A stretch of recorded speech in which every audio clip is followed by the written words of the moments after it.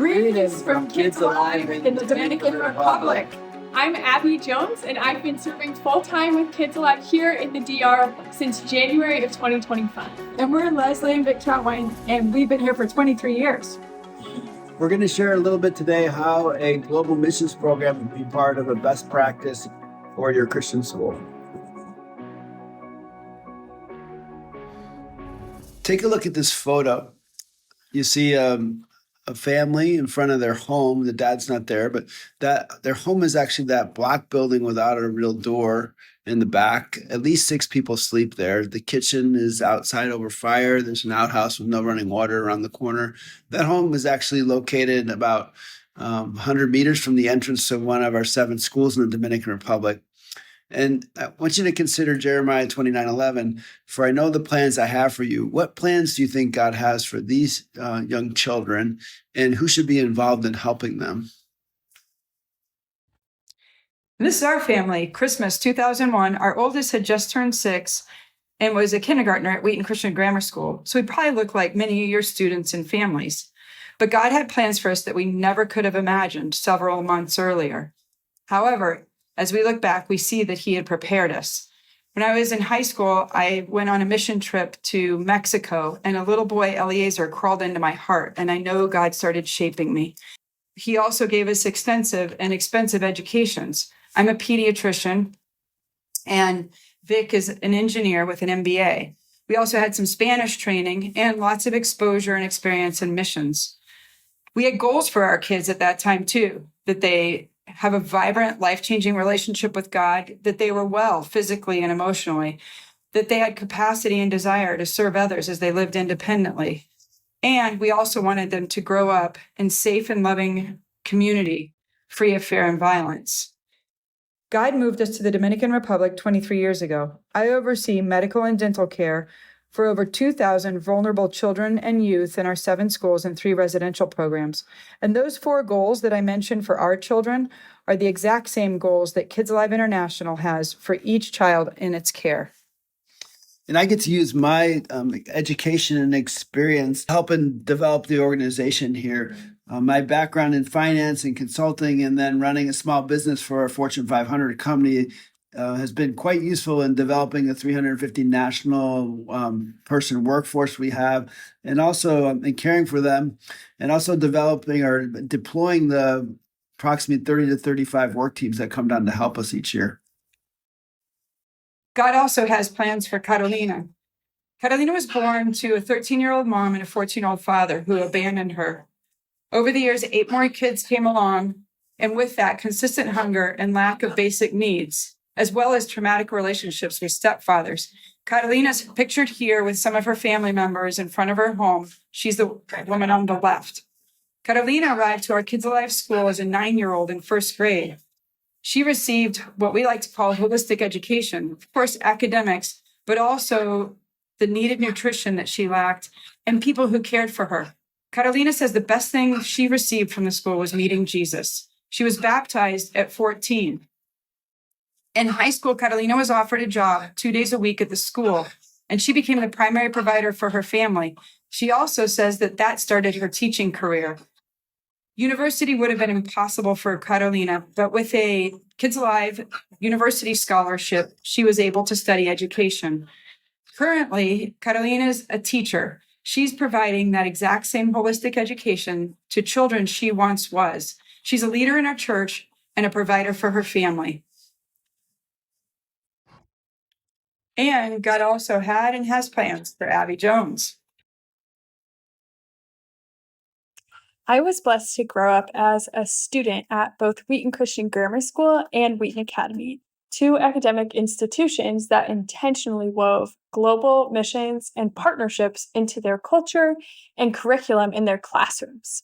I remember from young years, from 1st, 2nd, and 3rd grade, having students that we supported in the Dominican Republic in our classrooms. Through child sponsorship, we would pray for students by name. We would bring our little baggies of change and dollar bills to give during a specific chapel for fundraising. In junior high, 8th graders were given the opportunity to travel to the Dominican Republic on a parent-child go team. where we were given the opportunity to meet the children that we had been sponsoring through Kids Alive since those younger years. I had the unique privilege of traveling to the Dominican Republic when I was 13. Pictured here is my mom and I meeting the child that we sponsored growing up. We would pray for him by name, and my parents supported him for almost a decade before I had the opportunity to come meet him. Upon meeting him, we got to tour his school. He showed us where he grew up and learned on top of that we had been mispronouncing his name for the last decade. So we learned to pray for him by his correct name pronunciation, but God knows his name. It was an experience that impressed on me profoundly the difference between my life as a student growing up in Wheaton at Christian schools and the reality of life for a child who grows up in the Dominican Republic. I was struck by the contrast of our childhoods. And that was a seed that was planted deeply in my heart. At that age, I was not able to articulate, but looking back was a super formative experience in my life. I went on to study at Wheaton Academy for high school, another school that has intentionally partnered with a global missions organization, in this case with Kids Alive, to teach their students a global worldview as young believers. Fast forward another 4 years, I graduated from Taylor University in 2023 with a degree in graphic design. Upon graduating, I was confronted with the decision of what I was going to do with my next step with my career. I was seeking God on a position where He would bring the blessing of my education that I had received and the skill set that He had equipped me with and leverage those things to maximally bless His kingdom. Through a myriad of circumstances and weaving my life back together with Kids Alive, I am now serving full-time as marketing and communications coordinator in the Dominican Republic, sharing the stories of those same kids that I was learning about in my elementary school classrooms and got to visit when I was in 8th grade. It's beyond what I had imagined I would be doing with my education and with my degree. But God, in His mercy, provided it, and it's been an amazing story that I've been a part of. Because God knows the plans that He had for me, and that is to share the stories of how He is bringing hope and a future to over 2,500 students and children that we have the opportunity to serve daily through Kids Alive. Thanks, Abby. Now, in the next few minutes, I'm going to talk about 4 benefits of a global missions partnership for your school. Leslie and I actually have had the opportunity over the last 23 years to meet over 1,000 high school and middle school students that have come down and helped us on work teams. And we've actually seen, although they come to help us serve vulnerable kids, we actually have seen the transformation or the impact of those weeks of service on their lives as well. And we're going to describe some of those right now. The first of those is youth on a mission trip to particularly the developing world can actually learn the joy of service. I actually think we're wired to serve others by God, but we have to learn that that's something that gives Him pleasure and then translates to giving us pleasure. When a child works or a youth works building a classroom for other kids or playing on a dusty playground or sports or even just dancing and enjoying and having fellowship and encouraging each other, those are things that even though the youth are tired at the end of the day, they experience God's joy. And we often sit around a table after a hard day of work. And I'm amazed how youth after youth says how much they felt joy in serving others in our environment. Students often are receivers, especially in the United States. And this partnership gives an opportunity for them to discover their capacity to bless. From simple things like donating an allowance or money earned mowing lawns to help sponsor a child, or to being in the Dominican Republic on a service team where they learn that they have endless intangibles to give, like encouraging words, kindness, love, and even a simple smile. Students are often given real opportunities to share their education and talents, like teaching math manipulatives in a class. This can help the students, but also the teachers. An average athlete in the United States can come down and really inject a lot of energy and knowledge into our PE classes as well as after-school sports. And those that are studying Spanish have an excellent opportunity to practice that language and actually become the translators for their peers.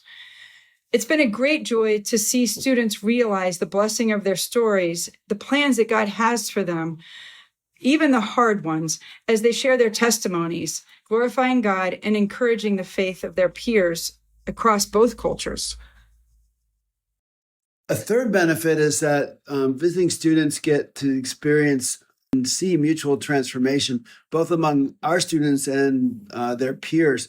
With our students, they're often amazed that a group of North Americans would come down and share their time and talents and play with them, and in hot circumstances. And it's part of them learning there's a loving God that loves them unconditionally. And they say that sometimes. One student, a young woman who's now a doctor, said she learned the importance of serving others from our groups that would come down and play with her when she was a youth at our residential program growing up. And now she's a doctor using her talents and abilities to serve others with her life. On the other end, the students that come down often express they have more gratitude for what they've been given by God in their environments at home. They learn to put faith into action. And they also see how the gospel spread around the world by teaching vulnerable youth about God and God's love and attending a church that's way different than their church in the United States. And one really tangible example that stands out in my mind, one of our Dominican youth was sharing why Christ was so important to him in his life. And after sharing, he asked a youth on the visiting team if he was a Christian, and he'd gotten to know that youth a little over the course of the week. The youth transparently responded, "No, but I think I'm here to do good things." But upon reflecting on that time, that youth several months later decided to commit his life to Christ and become baptized. And he says that God spoke to him in his time in the Dominican Republic through our Dominican youth.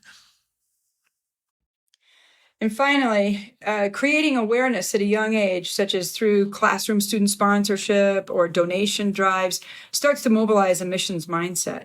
Wheaton Academy sponsors 26 students that are in the Dominican Republic and Haiti as part of their Project Lead Global, a program to develop servant leaders. Some of the funding for those sponsorships comes from The Shack, a food truck, which is a business that was designed and developed by the Business and Innovation Club. This teaches obviously business skills, but it also teaches that giving to kingdom work is pleasing to God. And this summer in the Dominican Republic, we're actually seeing the fruit of mobilizing a missions mindset. We have 3 Wheaton Academy graduates who are working with us as summer interns who are studying business at different universities, University of Virginia, Taylor University, and Yale University. They're here developing an entrepreneurship course as well as teaching the job skills, life skills course. We're convinced that God used Wheaton Academy to form a global missions mindset in these youth who will continue to walk forward in the plans that God has for them and bless others. Hope you made it this far. Thanks for joining us today. Adios. Do you want to hear more or start conversations about what a global missions partnership could look like for your school? We'd love to share more with you. Contact us, here are our emails, or learn more at www.kidsalive.org.